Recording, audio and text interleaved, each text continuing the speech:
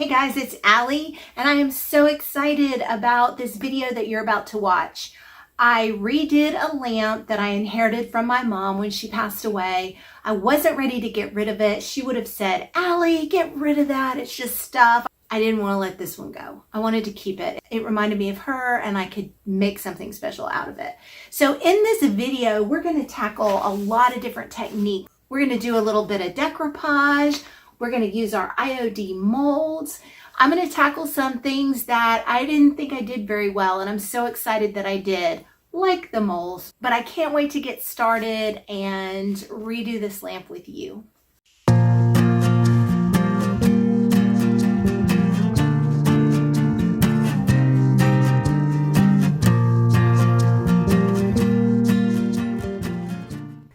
So the first thing I needed to do to get the lamp ready to clean and paint was to remove the shades from the lamp.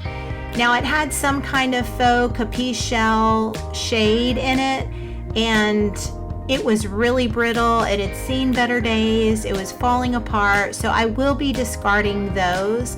However, I am going to keep the lighter shades that were underneath that capiche shell shade, because I'm going to decoupage them with these really cool papers that I got from my mom's hometown, Laurel, Mississippi.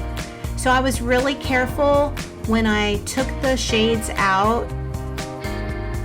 I didn't want to break anything, just in case I changed my mind and I wanted to keep those shades, but I did end up throwing them away. They just couldn't be salvaged. So now my lamp is ready to clean and paint.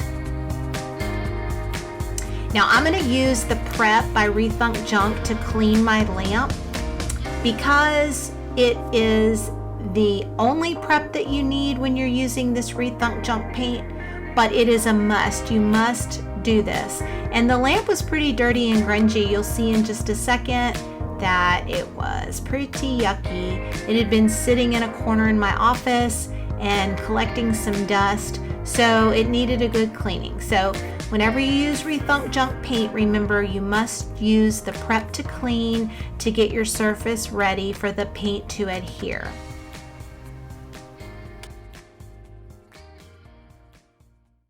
Can I let you in on a little secret? I am not good at using these IOD molds. I have a ton of them. I think I tried to do them a couple of years ago. I didn't do a very good job. It just didn't turn out. I was struggling. So I took some time. I watched some videos. I was inspired by Debbie's Design Diary. She did a really good close-up video so I could see what was going on. And this is my new favorite thing. Like, I love them. And I tried them with this lamp. So I'm about to show you how I did it. I absolutely love how it turned out. It would be a shame for all these to be sitting around, and they're not going to anymore. Here I'm using Iron Orchid Designs Trimmings 3 mold. I am lightly dusting it with just plain old cornstarch before I put my air dry paper clay into the mold.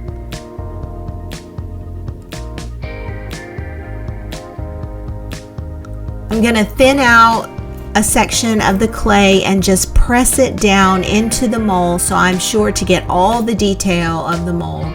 You can do this in sections, but be sure that you're pressing it all together so there's a seamless design, and you'll see that at the end I'm going to rub it all together and get it in there really, really good so that it's all connected. The Iron Orchid Designs air dry paper clay is really, really good because it's pliable. You can mold it and bend it on your project that you're putting it on. It does shrink a little bit and maybe have a little bit of cracking when it dries, but use that to your vintage advantage to add character and let the imperfections be the perfection in your project. So here I'm using an Alley Oops gift card to kind of shave off the excess of clay. You can use a credit card, a little squeegee if you like, but I'm just getting a nice smooth back so that I could put the glue on and put it on my project. and I found that it was really easy just to use like a little credit card to do that. And then I'm going to just smooth or burnish all that clay down into the mold one last time.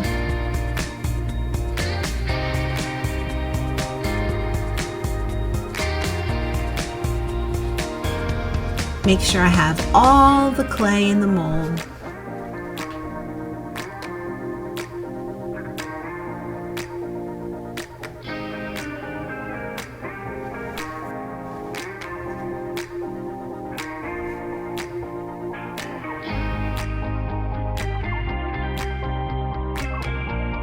Look how beautiful. Look at all the detail. Now here I'm going to glue on my molds. I'm using E6000 glue, and it's best to glue your molds on your piece when the mold is still not dry, it's pliable. So that way you can bend it and move it and get it right where you want. I am going to secure my molds with some painter's tape to hold it in place while it dries overnight.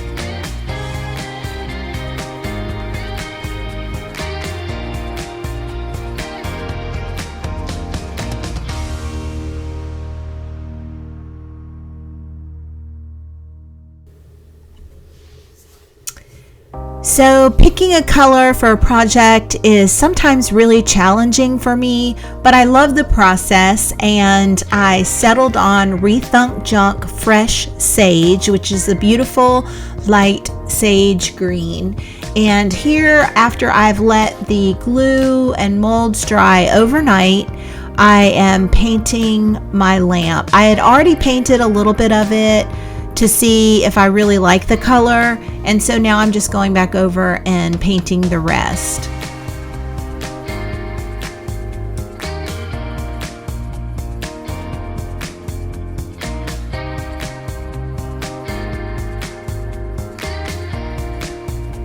Rethunk Junk paint is a really great paint. It only takes a couple of coats, thin coats I might add, and it gives great coverage. It also dries with a hint of a satin finish, so you won't have to seal it if you don't want to. It will dry and be durable after its 30-day cure time.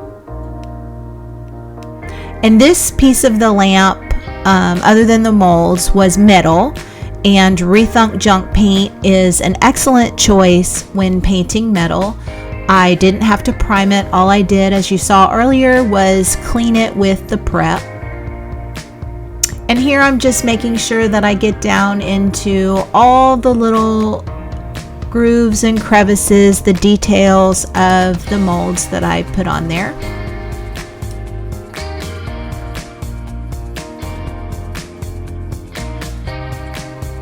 Now I'm taking the Rethunk Junk Timeless Teal, which is a darker shade of teal green, and I am pushing it into the detail of my molds because I'm going to put a gold gilding wax where the molds are and touch the lamp in certain spots for a little bit of shine.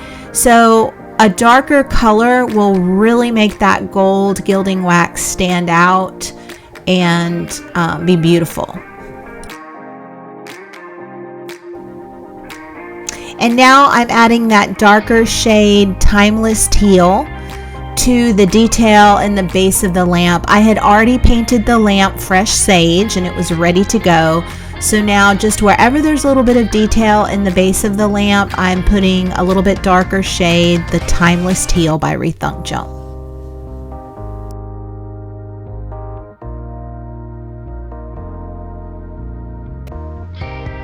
So I got these really cool papers from my mom's hometown, Laurel, Mississippi, from a cute little store that's kind of like a DIY studio and a boutique all in one. And I couldn't resist. They had all kinds, and I just scooped up a bunch, and I knew I'd want to use them one day, and this was the perfect project. I originally thought I would use different kinds of paper on each shade, But I changed my mind and I chose this one beautiful minty green paper with gold embossing. So what I'm doing is I'm using my favorite decoupage medium, Rethunk Gunk from Rethunk Junk by Laura. And I absolutely love it. It's my new favorite medium for decoupage because it does not yellow. It goes on really smooth and it helps the paper or fabric adhere to your project really well. I'm making sure to get every single bit of the shade covered with the Rethunk Gunk and the paper. So I did both the shade and the paper, making sure that I get all the edges and get it covered really well.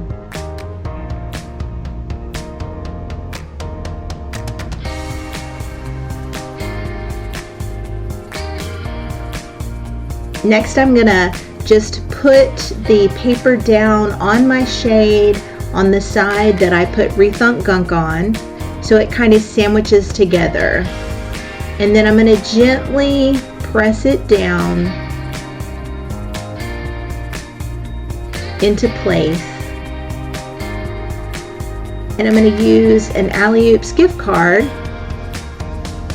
to smooth it out. You can use a credit card or a squeegee, but you want to be sure that you squeeze out any bubbles that you may have so it's nice and smooth.